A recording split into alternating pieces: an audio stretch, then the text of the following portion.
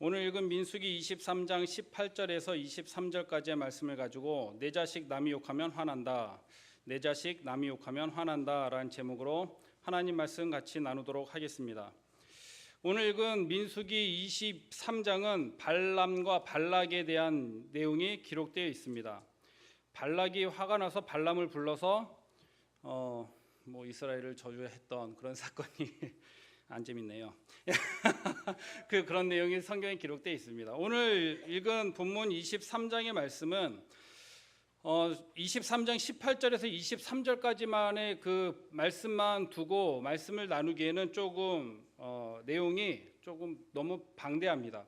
전체적으로 살펴봐야 되는데 민수기 22장부터 24장까지 말씀이 오늘 그 읽은 본문의 내용이 기록되어 있습니다. 조금 더 확대해서 보면 25장까지 기록되어 있는 것이 발람과 발락의 사건이에요. 22장의 내용은 좀 이렇습니다. 모압의 왕 발람이 이스라엘을 두려워해서 발락이 이스라엘 백성을 두려워해서 발람을 부릅니다. 그러면 여기서 첫 번째 왜 부를까요? 발락이 발람을 모압 왕이 발람을 왜 불러올까요? 저주하려고 불러오지요. 왜 저주를 시킬까요? 이스라엘 백성들이 무서워서 발람을 불러와서 저주를 시킵니다. 그러면 무엇 때문에 이스라엘을 무서워했냐라는 거예요. 어떤 사건 때문에? 이 모압 왕이, 이게 발람과 발락이 헷갈려서 모압 왕으로 통칭해서 얘기하겠습니다. 모압 왕만 이스라엘 백성들을 두려워했느냐? 결코 그렇지 않습니다. 성경을 살펴보면 이스라엘 백성들이 여리고 가나안 땅을 정탐하면서 여호수아가 정탐꾼을 보내서 기생 라합의 집에 들어가죠. 그때 기생 라합이 얘기하는 사건이 어디 있습니까? 민수기 21장에 기록되어 있는 사건이에요. 그렇다고 한다면 이 모압 왕이 두려워했던 사건, 가나안 민족들, 여호수아서의 그 가나안 정복 사건 때 여리고성 사람들이 마음을 녹아서 이스라엘 백성들을 두렵게 했던 그 사건, 그게 뭐냐라는 거예요. 무엇 때문에 모압 왕이 이스라엘 백성들을 두려워하기 시작했느냐? 어떤 사건이에요? 민수기 21장에 보면 어떤 사건이 기록되어 있습니까? 21장 21절에 보면 이스라엘이 아모리 왕 시온에게 사신을 보내어 이르되, 시작해서 아모리 왕에게 행했던 일이 역대로 여리고성 사람들의 마음까지 다 무너지게 만드는 사건이 있어요. 그래서 22장 2절의 말씀에 보면 십볼의 아들 발락이 이스라엘 아모리인에게 행한 모든 일을 보았으므로, 3절에 모압이 심히 두려워하였으니, 여기서 2절에 말하고 있는 아모리인에게 행한 일이 뭐예요? 21장 21절에 아모리 왕 시온에게 행한 일이에요. 그러면 전체적인 내용을 살펴보지 않아도 아모리 왕 시온에게 행했던 그와의 전쟁이 얼마만큼 처참했던 일인지 짐작할 수 있죠. 이 아모리 왕 시온과의 싸움을 끝나고 난 다음에 노래를 합니다. 시인이 읊는데 21장 22절의 말씀에 보면 시온의 성을 세워 견고히 할지어다, 요 한마디로 일단 대충 감 잡을 수 있어요. 아모리 사람 시온의 성이 매우 견고했는데 어떻게 했다? 완전히 처참하게 밟아 죽였다라는 거예요. 누구에게? 모압 왕과 모압 사람들이 들어도 부들부들 떨 만큼 처참하게 패했고, 처참하게 아주 잔인하게 싹 다 멸절시켜버린 거예요. 이 사건이 누구에게까지 전달이 돼요? 소문이 퍼져요? 발락과 더 나아가서 여호수아서에 기록되어 있는 여리고성 사람들의 이 귀에들까지 아모리 왕 시온이 패했대, 그리고 옥이 패했대, 이것만 들어도 부들부들 떨 만큼 처참했던, 그러니까 이스라엘 백성에게 있어서는 완벽한 승리의 싸움이 민수기 21장에 기록되어 있다는 거예요. 그래서 22장에 모압 왕에게 이스라엘 백성들이 아모리 왕 시온과의 싸움에서 넘어오는 그 이스라엘 백성들이 두려워해서 누구를 부르냐면 발람을 불러요. 그러면 여기서 발람은 누구냐라는 거예요. 여러분, 발람이 선지자입니까? 여기서 한 가지 질문을 던져야 돼요. 발람이 누구이기에 우리는 발람을 나쁜 사람으로 기억하고 있습니다.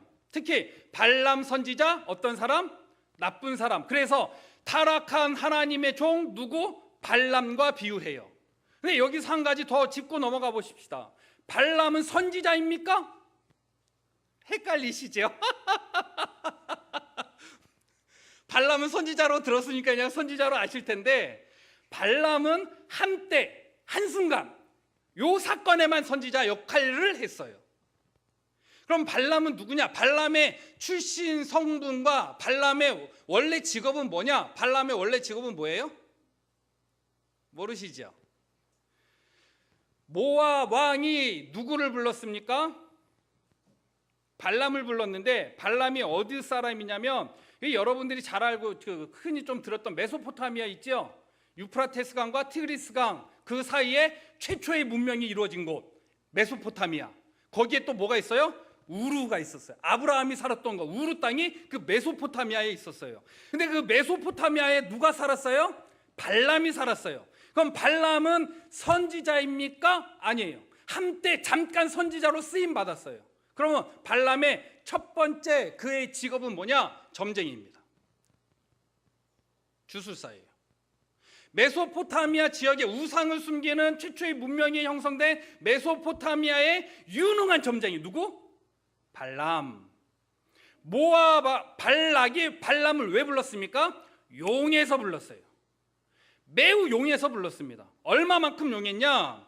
발람의 이름의 뜻을 살펴보면 백성을 파멸시키는 자, 그러니까 저주의 전공, 그러니까 저주하는데 전공 점쟁이에요.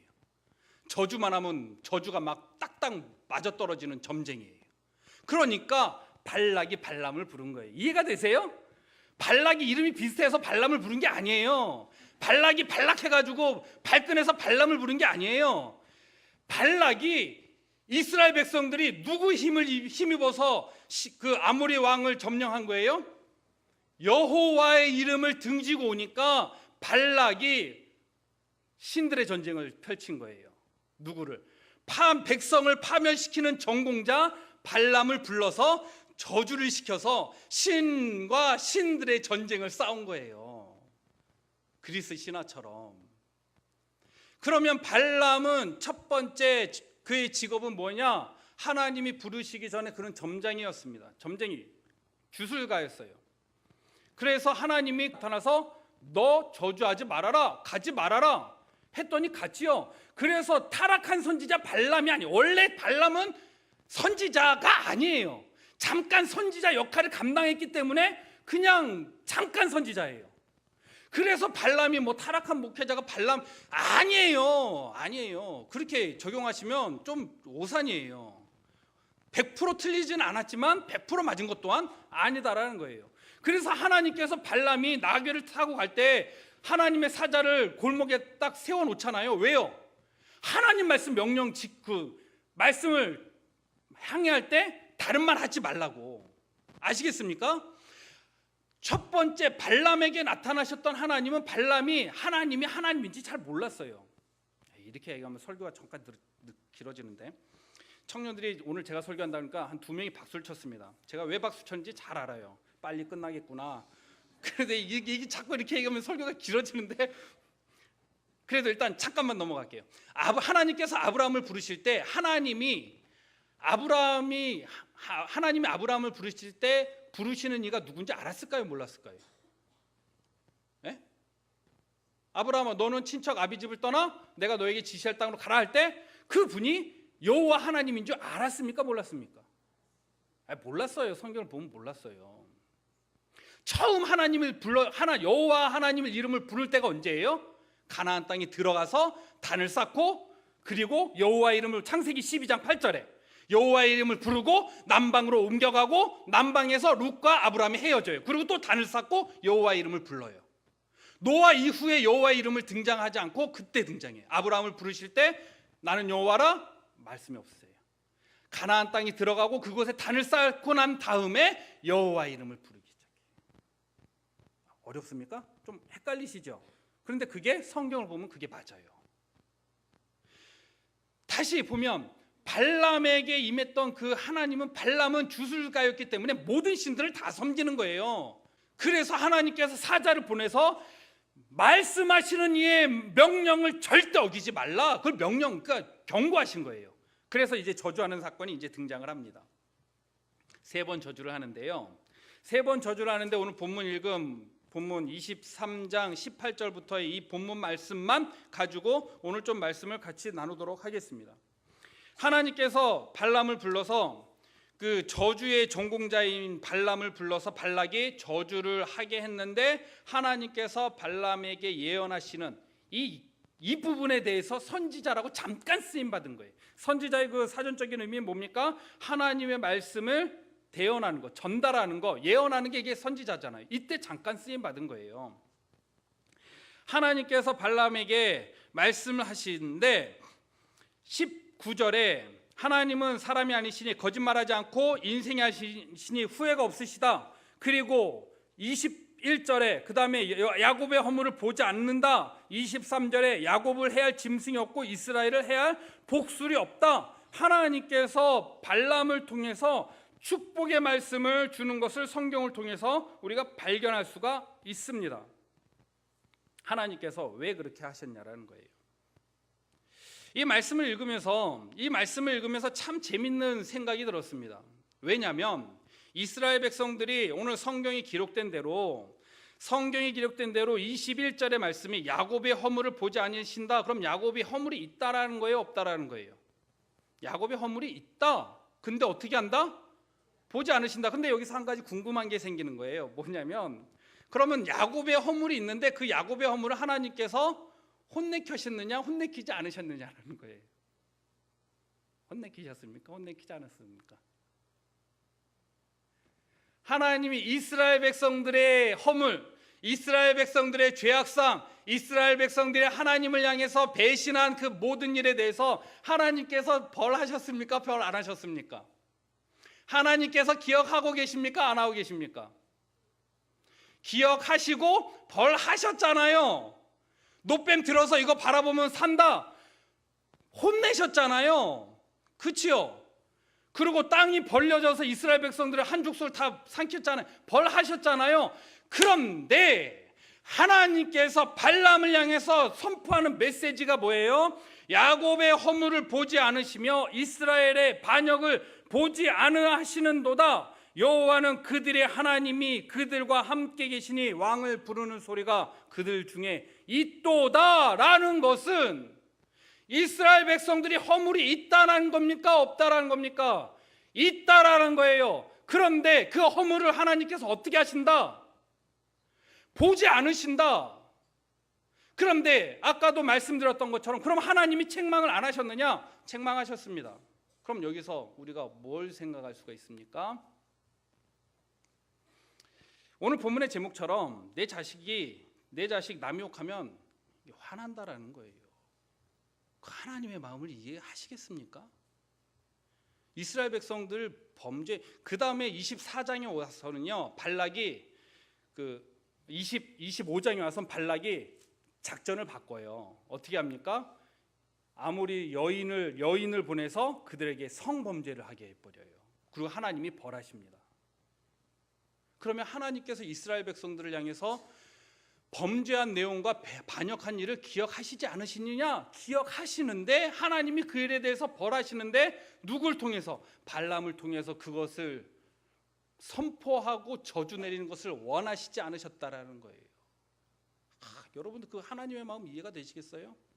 이 마음이 뭐와 같냐면 내 자식을 내가 혼내는 건 괜찮은데 놈이 내 자식 혼내면 기분 나쁜 것과 똑같다라는 거예요. 집사님 애들 그렇게 키우면 안 되지. 잘 알지요. 왜 모르겠습니까? 그런데 내가 잘못한 걸 혼내는 것과 남이 내 자식 혼내는 건 다르잖아요. 허물이 있어도 내가 혼내 내 자식 허물을 내가 혼내는 것과 남이 내 자식 허물을 들춰내고 혼내는 것은 다르잖아요. 하나님은 발람을 통해서 하나님 백성된 이스라엘 백성들을 저주하는 것을 원치 않으셨다라는 거예요. 그게 하나님이 이스라엘 백성들을 향한 사랑이다라는 거예요. 하나님 우리 삶이 여러분들 거룩하지 않아요. 여러분들 보시다시피 앞에 있는 황영선 목사는요 정말 거룩하지 않습니다. 그냥 목사니까 거룩하게 보이시려고 노력하시는 거 잘 알아요. 근데 정말 거룩하지 않아요. 거룩하지 않아요. 그리고 누가 봐도 거룩하지 않아요. 특히 와이프는 저희 성격에 대해서 너무 잘 알아요. 못된 성격이, 제가 30대 후반부터 눈썹에 이게 뻣뻣한 눈썹이 이렇게 막 나오는 거 있잖아요. 어르신들 아시나요? 부드러운 눈썹이 아니라 뻣뻣한 눈썹 하나만. 모르시는구나. 이상하게 그런 게 눈썹이 나기 시작했어요. 그래서 와이프가 그거 고집 눈썹이라고. 근데 제가 그걸 볼 때마다 저 회개합니다. 왜냐하면 제가 대학원 신대원 입학하기 전에 전임 전도사로 잠깐 있었어요. 그리고 대학원 입학하면서 교육 파트로 바꿨는데, 그때 담임 목사님이 눈썹이 이게 뻗쳐나오는 눈썹이 여러 가지 있었거든요. 그 목사님 얼마나 무서웠는지 몰라요. 정말 무서우셨어요. 그래가지고 제가 저런 눈썹은 성격이 불같고 고집이 못된 분들이 나는 눈썹이구나. 그 눈썹이 어디 붙어 있어요? 제 눈썹에 붙어서 나기 시작했어요. 그래서 제가 그거를 자를 때마다 욕하지 말아야지. 욕하면서 배운다고. 그래서 제가 우리 청년들 편집하는 거나 이런 거 가르쳐 줄 때 보면 막 호통쳐요. 그래서 진짜 욕하면서 배우는구나. 하나님의 자녀는 그러니까 내 자식을 내가 욕하는 거는 사실 괜찮잖아요. 그죠? 근데 남의 자식이 내 자식의 허물을 들추는 거는 원치 않듯이 하나님도 그와 같다라는 거예요. 감히 발람 점술가 네가 나의 백성을 저주한다고 당치 않다라는 거예요. 하나님의 백성은 누가 책임진다라는 거예요? 하나님이 책임져 준다는 거예요. 벌을 줘도 누가 준다는 거예요? 하나님이 주신다는 거예요. 그것을 회복시켜도 누가 회복시키시는 거예요? 하나님이 회복시키겠다라는 거예요. 그렇기 때문에 발람과 같은 점술가나 발락과 같은 이방 왕들이나 하나님의 백성은 손댈 수 없다라는 거예요. 근데 중요한 건 뭔지 아십니까? 그 발람의 저주를 하나님이 끊으시고 하나님이 막았는데 누가 몰라요? 이스라엘 백성들이 몰라요. 22장부터 24장의 말씀은 정확하게 발람과 발락과 예언에 대해서 초점 맞춰져 있습니다. 그런데 25장에 가서는 어떤 일이 벌어져요? 이방 여인과 성관계를 맺고 타락하는 모습이 나와요. 하나님께서 발락의 계략과 발람의 저주를 다 막으셨는데, 환상까지 보여주면서 그 계략을 다 막으셨는데 이스라엘 백성들은 몰라요. 이 말씀을 묵상하면서 이게 우리들의 모습과 너무 똑같다라는 거예요. 그 많은 저주와 비난을 하나님께서 다 막으시는데 정작 우리는 모르는 거예요. 이 모습이 너무 우리의 모습과 너무 똑같지 않습니까?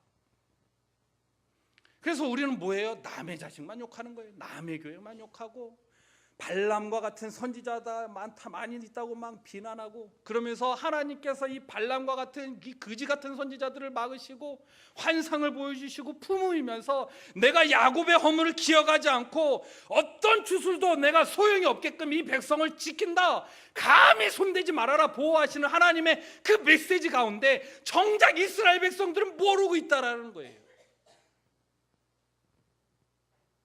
그러면서 다시 이 본문을 묵상하면서 발견하는 게 뭡니까? 하나님은 우리의 하나님이 되신다는 거예요. 어떠한 비난과 어떠한 저주와 어떠한 시험과 유혹이 와도 하나님이 막으신다는 거예요. 왜요? 내 자식이니까, 하나님 자식이니까. 여러분들 누구 자식입니까? 하나님 자식이니까. 버림받은 자식이 아니고 하나님 자식이니까. 버림받았던 인생을 예수 그리스도를 죽기까지 사랑하시면서 하나님 자녀 삼으셔서 목숨보다 더 아끼는 하나님의 자녀로 삼았으니까 누가 뭐라고 그래도 욕하지 말라라는 거예요. 우리 자식 허물 있는 건 내가 안다. 문제인 건 내가 알고 술 담배하고 야동 몰래 보는 건 내가 다 안다. 그러나 내 자식이다라는 거예요. 내 자식 욕하지 말라는 거예요. 하나님은 내 하나님이 자녀이기 때문에 사탄의 계략과 사탄의 저주와 어떠한 사탄의 계략도 하나님께서 다 막으신다라는 거예요. 그게 하나님 자녀된 우리가 살아가는 특권 아니겠습니까? 철이 덜 든 저와 여러분들 이번 한 주간은 철들고 살기를 축복합니다. 하나님이 날 보호하시는구나. 그렇게 철들어서 살아갈 수 있기를 축복합니다. 하나님만 아시는 거죠. 예전에 이런 예화를 들었습니다. 어떤 인디안 아프리카 부족에 가면 어떤 성인식을 이런 걸 한대요. 여러분들이 들어보신 분들도 계시겠지만 아이를 정글 중앙에다 혼자 덩그러니 내어놓는데요. 하룻밤을 혼자 지내게, 그 무서운 정글을. 그리고 아이를 혼자 내려놓고 아버지는 간대요. 그럼 그 아이는 밤새도록 혼자 그 정글에서 공포에 막 부들부들 떠는 거예요. 그런데 이제 서서히 새벽 동이 트면 새벽 미명에 누가 보이는 거예요? 나무 뒤에 활을 당기고 있는 아버지의 모습이 보이는 거죠. 그 예화의 모습의 아버지가 우리 하나님과 너무 비슷한 것 같지 않습니까? 하나님은 우리를 보호하시는 분이십니다. 하나님이 나를 안보해 주시는 것 같다고요? 여러분들 자녀 안보하십니까? 하나님도 똑같이 보호하시는 거예요. 하나님이 때리신다고요? 왜 때리겠습니까? 철들라고 때리는 거 아니겠습니까? 철 안 들었다고 다른 부모님이 욕하면 누가 속상해요? 부모가 속상해서 우리 애 그런 애 아니라고. 누가 변호해요? 그때는 아버지는 항상 안 계시죠. 엄마가 변호하시죠.